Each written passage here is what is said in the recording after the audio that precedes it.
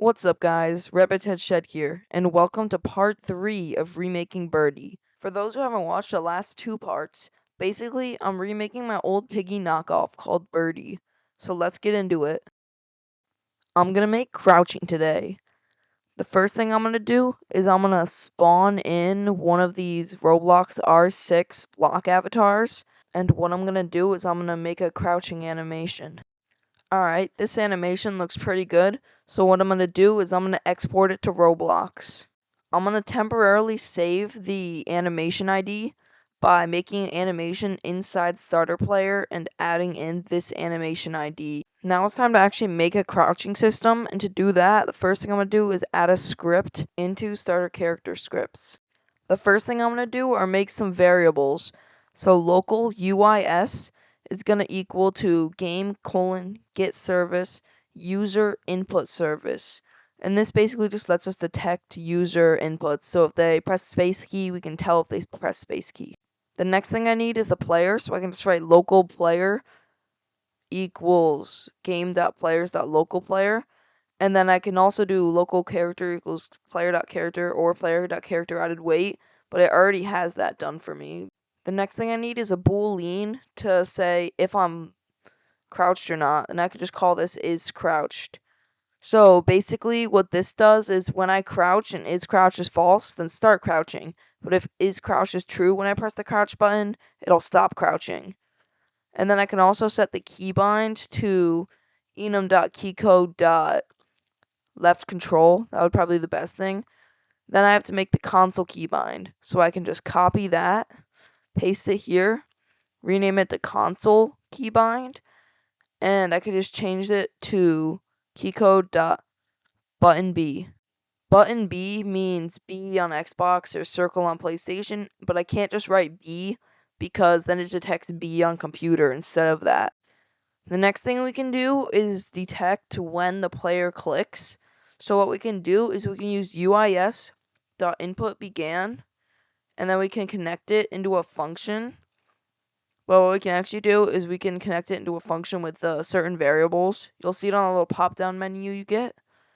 And input.inputObject is basically what button is pressed. And the processed event means, like, if the game, like, got through it. Here we got a check that says if game processed event equals false, then return end. And this just means end the function and pretend that no one ever clicked any button. Just don't do anything.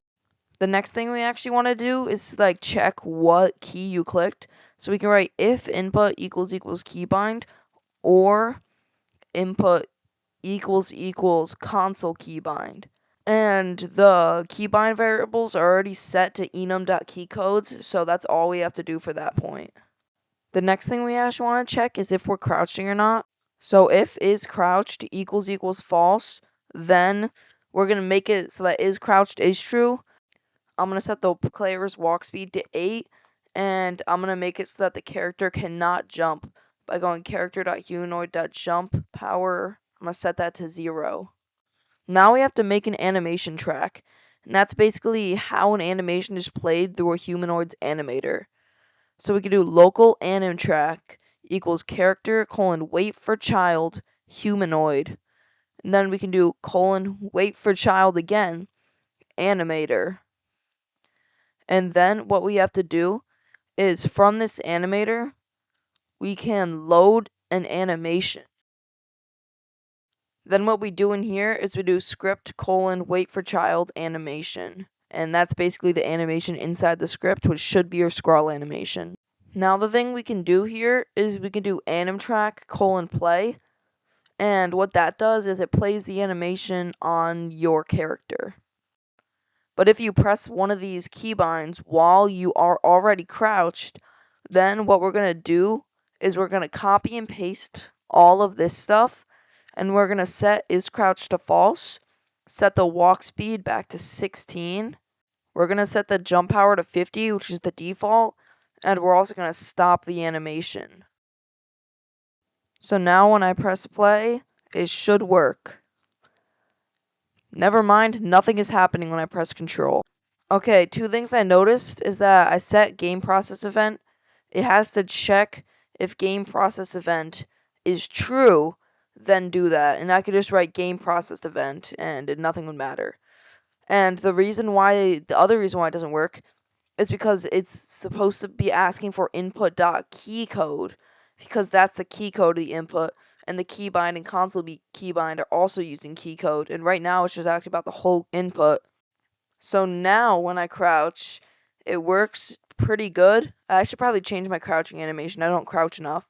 And also, when I'm standing still, the crouching animation still plays, which looks really weird, so I do have to fix that, but I'm getting crouching done pretty well.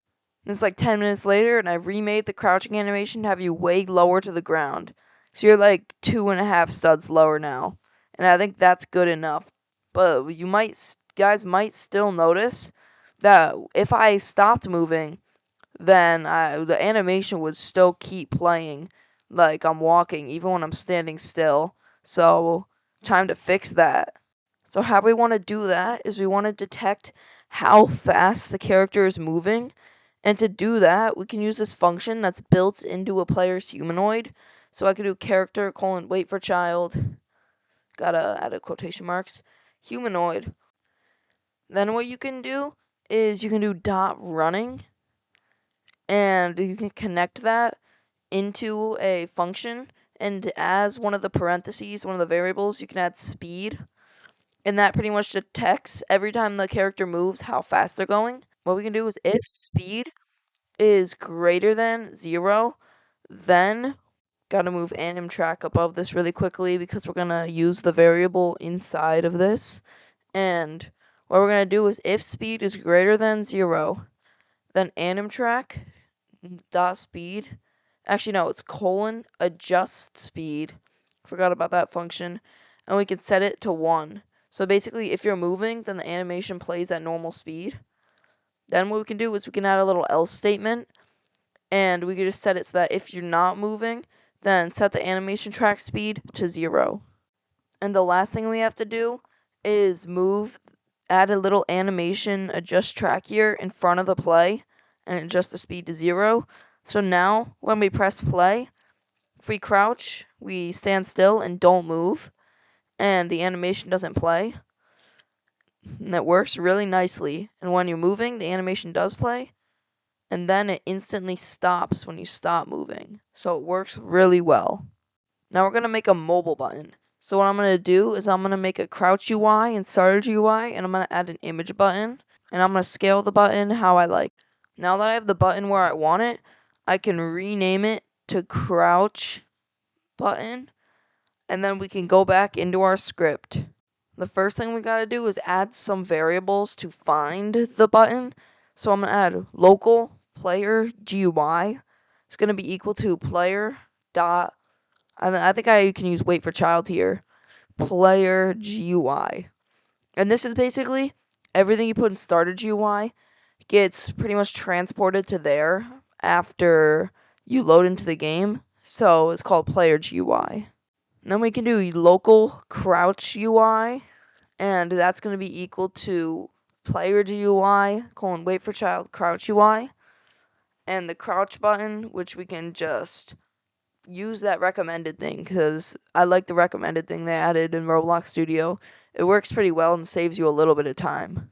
Now we have to detect when someone clicks the crouch button. So what we can do is we can do crouch button dot activated : connect into a function. And this function won't be needing any variables. Now all we have to do is copy all of this stuff into the activated thing. And now let's test it. Alright, the button doesn't work.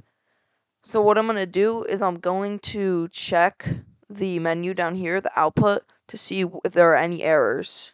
And you can see that I misspelled crouch UI. I accidentally used a lowercase I instead of a capital. So that's an easy fix. Now let me just change that. So now let's see if it works. There we go. Finish the crouching system. Now you can crouch and uncrouch using the button, but you can still do it with control. Make sure to tell me in the comments if you prefer the episodes with a lot more coding or a lot more, like, I don't know, images popping up on the screen and stuff. Coding ones are easier to edit, And I don't know if they're boring for you if you find them entertaining. So I'll see you guys next time. Goodbye. Don't stop biting on the nuggets, nuggets. So good that you wanna hug it, hug it.